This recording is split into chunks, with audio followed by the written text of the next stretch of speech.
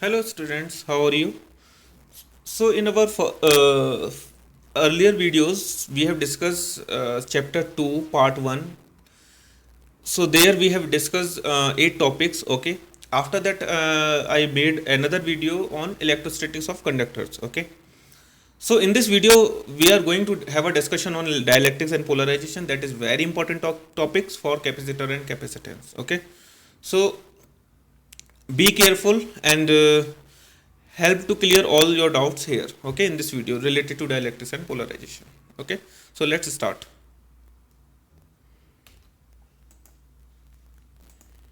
Okay, so chapter is same, only second chapter, okay. So the topic is dielectrics and polarization. So in this topic we are going to have a discussion on polar and non-polar molecules. I mean the types of dielectrics, polarization, electric susceptibility, non-polar molecules under external electric field. Okay, so we are going to have a discussion each on each topics separately. Okay, तो सबसे पहले आता है कि हम already पढ़ चुके हैं कंडक्टर्स क्या होते हैं, डाइलेक्ट्रिक्स क्या होते हैं, ठीक है, इन सब के बारे में हम पढ़ चुके हैं. अब हमारे माइंड में क्वेश्चन आना चाहिए कि क्या डाइलेक्ट्रिक्स के अंदर जो चार्जेस हैं, free movement of charges possible हैं या नहीं. क्योंकि हम ऑलरेडी कंडक्टर के बारे में पढ़ चुके हैं. तो कंडक्टर्स में क्या होते हैं, जो इलेक्ट्रिसिटी कौन कंडक्ट करता है, फ्री चार्जेस, और you can say free movement of charges. Okay, तो वो क्या डाइलेक्ट्रिक में पॉसिबल हैं. So the answer should be no. Okay, तो क्या होता है फिर डाइलेक्ट्रिक्स में, जब डाइलेक्ट्रिक्स को हम इलेक्ट्रिक फील्ड में रखते हैं, तो रीजन उसका आता है कि एक्सटर्नल फील्ड क्या करता है, खाली इंड्यूस करता है डायपोल मोमेंट को. वो भी कैसे, आइदर बाय स्ट्रेचिंग इट और reorienting molecules of the dielectric. Okay, so I mean this thing should be clear. Okay, next आता है कि डाइलेक्ट्रिक्स के क्या टाइप्स होते हैं, कितने टाइप्स के होते हैं. तो वो हमारा आंसर है कि 2 टाइप के होते हैं, पोलर मॉलिक्यूल और नॉन पोलर मॉलिक्यूल. तो हमको दोनों मॉलिक्यूल्स के बारे में पढ़ना है. दूसरा, हम दोनों मॉलिक्यूल्स क्या करेंगे, एक बार इलेक्ट्रिक फील्ड में रखेंगे, सॉरी, एक बार in the absent of electric field और एक बार in the presence of electric field. और how they will behave, that we have to discuss, that we have to understand.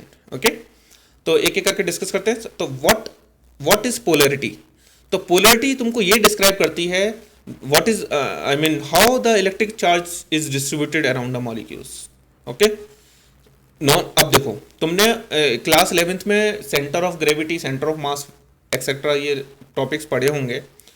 तो सेंटर ऑफ मास क्या होता है, सपोज मान लो सिस्टम ऑफ टू बॉडी, ठीक है, तो उसका सेंटर ऑफ मास कुछ और निकल के आएगा. सिस्टम ऑफ 3 बॉडी, उसका सेंटर ऑफ मास कुछ और निकल के आएगा, ठीक है ना. अब मॉलिक्यूल के अंदर क्या होते हैं, अब तक तुमने ये पढ़ा था कि मॉलिक्यूल के अंदर क्या होता है, molecule is made up of atoms, और atom is made up of electron, proton, neutron. That means nucleus, inside nucleus proton or neutron, and outside the nucleus electrons are revolving around the nucleus. Okay, so I mean you know these things as of now. Okay, अब होता क्या है कि non polar molecule में जो centre of positive charges हैं और जितने भी नेगेटिव चार्जेस हैं उनका सेंटर निकालो. अगर वो दोनों सेंटर कोइंसाइड कर रहे हैं, इसका मतलब मॉलिक्यूल क्या है तुम्हारा, नॉन पोलर है, ठीक है. तो जो नॉन पोलर मॉलिक्यूल होता है उसमें कोई परमानेंट डायपोल, मतलब एक तरीके से बोल सकते हैं इसमें there is no permanent dipole moment in non polar molecule. Example क्या है, ऑक्सीजन और हाइड्रोजन. तो अभी हम डिस्कस करेंगे, अभी मैंने खाली ये डिस्कस किया है what is non polar molecule. अब हम बाद में अभी अगले नेक्स्ट टॉपिक में हम डिस्कस करेंगे कि नॉन पोलर मॉलिक्यूल को जब हम क्या करेंगे. मैं एक बार यहाँ दोबारा से एक बार लिखता हूँ यहाँ पे. तो तुम्हारा जो डाइलेक्ट्रिक है वो हो गया तुम्हारा पोलर और नॉन पोलर, ठीक है. अब पोलर को क्या करेंगे हम, एक बार in the absent of electric field, एक बार in the presence of electric field. ऐसे यहाँ पर E equal to 0, E is not equal to 0. So how it will behave, okay, in the I mean in the presence of electric field, how it will behave.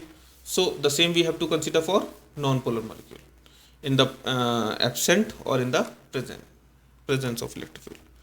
तो ये सारा हम discuss करेंगे. Okay, तो अभी हमने नॉन पोलर मॉलिक्यूल के बारे में पढ़ा था जिसमें कि सेंटर ऑफ पॉजिटिव और सेंटर ऑफ नेगेटिव क्या करेंगे, कोइंसाइड करेंगे. ठीक है, और there will be no permanent dipole moment.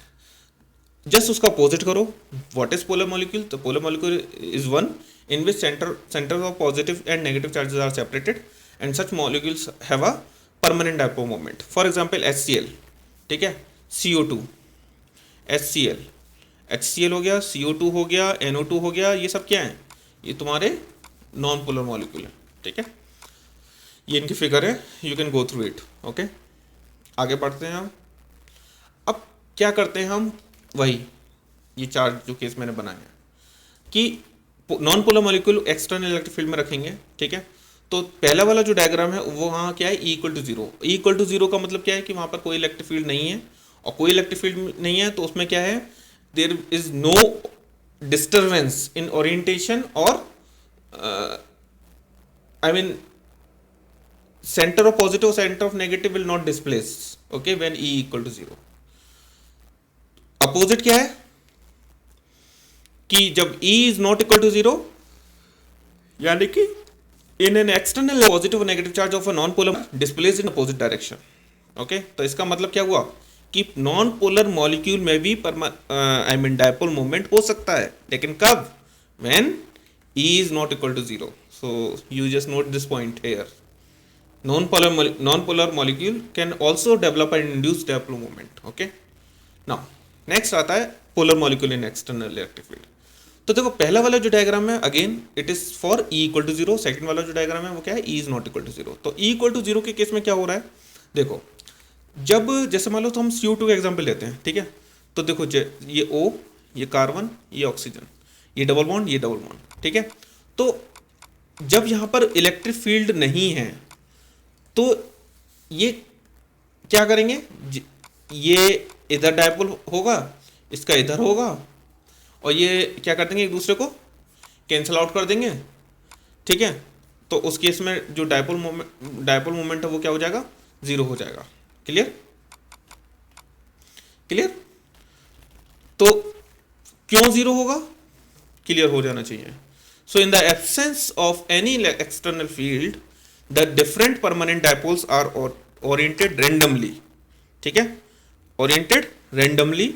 So the total dipole moment is zero. When an external field is applied, the individual dipole moment tends to align with the field, ठीक है। जो भी तुम्हारा external field होगा उसकी direction में क्या करेगा? उसको अलाइन करने की कोशिश करेगा।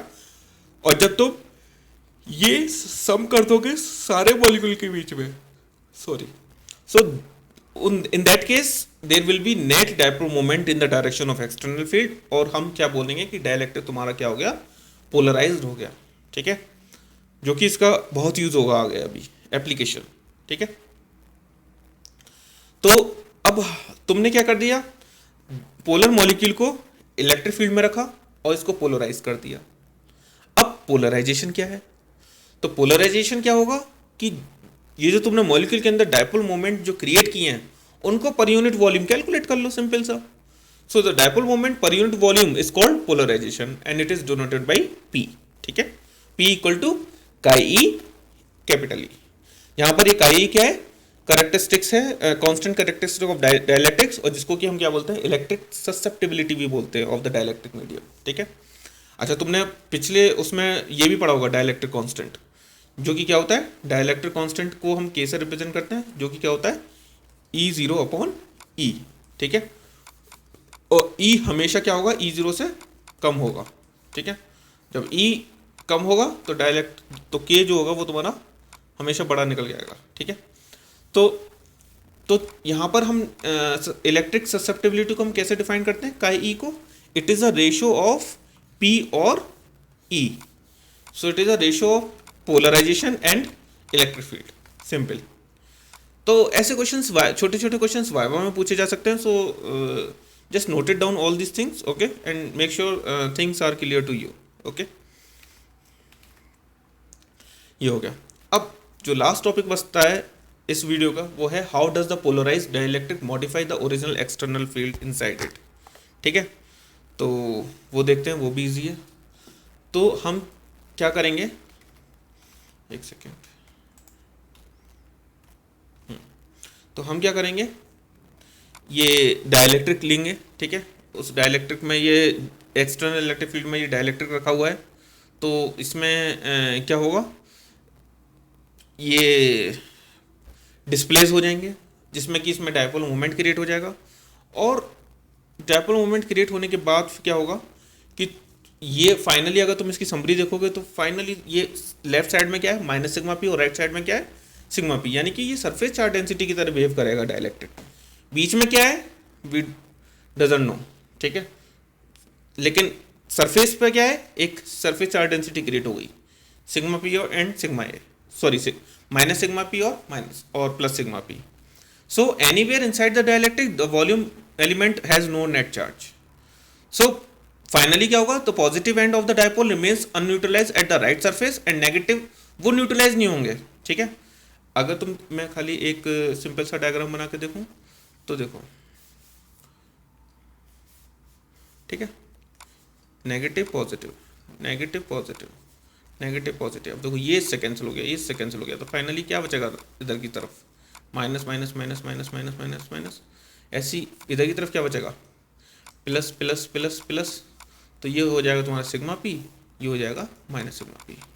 Okay, so thus the polarized dielectric is equivalent to two charge surface induced with the induced surface charge densities sigma p or minus sigma p. So clearly the field produced by these surface charge opposes the external field, ठीक है। external field तुम्हारा क्या है left to right, और जो internal होगा वो क्या होगा राइट टू लेफ्ट। ओके, ये है। तो आई होप डायलैक्ट्रिक और polarization should be clear now. Okay, तो तुमको इस टॉपिक से रिलेटेड क्वेश्चंस पूछे जा सकते हैं क्वेश्चंस में, और क्या क्वेश्चंस बनते हैं लेट्स समराइज हियर। ये पूछा जा सकता है कि what is the difference between dielectric and electrolyte. Okay, so you can explain now easily what is dielectric strength, what are the factors on which dielectric strength depends, ठीक है, what are the applications of dielectric materials, ठीक है। तो एक application तो अभी है ही है जो कैपेसिटर और कैपेसिटेंस में हम नेक्स्ट वीडियो में डिस्कस करेंगे। दूसरा इंसुलेटर कोटिंग के लिए यूज़ करते हैं कंडक्टर और वायर की, तो ये क्लियर हो गया होगा एप्लीकेशन ऑफ डाइलेक्ट्रिक मटेरियल। उसके बाद what is polarization density, I think now it is clear. इसके अलावा एक क्वेश्चन ये भी बनता है कि suppose force between two electric charge in a dielectric medium, ठीक है, मान लो दो चार्ज हैं, ठीक है, दो चार्ज हैं ए और बी, इनको सबसे पहले डाइलेक्ट्रिक मीडियम में रख दो, ठीक है, डाइलेक्ट्रिक मीडियम में रख के फोर्स निकाल लो, फिर इनको क्या कहाँ रखो वैक्यूम में रखो, वैक्यूम में रखने के बाद फिर इसमें फोर्स निकाल लो, तो ये कहेगा कि फोर्स F1 जो होगा वो हमेशा F2 से कम होगा, और होगा भी, क्यों ना हो। कैसे कैसे प्रूफ करेंगे, देखो तुम जानते हो जो फोर्स होता है वो क्या होता है, अच्छा तुम ये जानते हो कि ये होता है एप्सिलॉन नॉट वैक्यूम के लिए और ये होता है उस मीडियम के लिए, तो ये हमेशा क्या होगा ग्रेटर देन एप्सिलॉन नॉट होगा।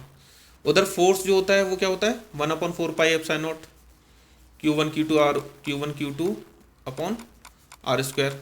ओके, तो ये क्या हो गया, ये तुम्हारा एप्सिलॉन नॉट नीचे आ रहा है, तो ये एप्सिलॉन और ये एप्सिलॉन नॉट में क्या है एप्सिलॉन नॉट छोटा है, तो ये जो तुम्हारा फोर्स होगा वो हमेशा क्या होगा F0 से कम आएगा, यानी कि when these two charge are placed in electric में जो फोर्स निकल के आएगा वो छोटा निकल के आएगा, ठीक है। तो ये मतलब और भी क्वेश्चंस बन सकते हैं। So I just summarised few questions, okay, just for your better understanding. In case of any doubt या you can comment, okay, and you can discuss with me, okay, and in next video we will have a discussion on capacitor and capacitance, so be careful about those topics because those are very important for chapter 2, okay, and so let's see, okay, when we will have a video on that chapter, okay, that topic, capacitor and capacitance. Yeah, that's it. So guys, if you have not subscribed this channel, so please help to subscribe and like it, okay. Yeah, that's it. Thank you.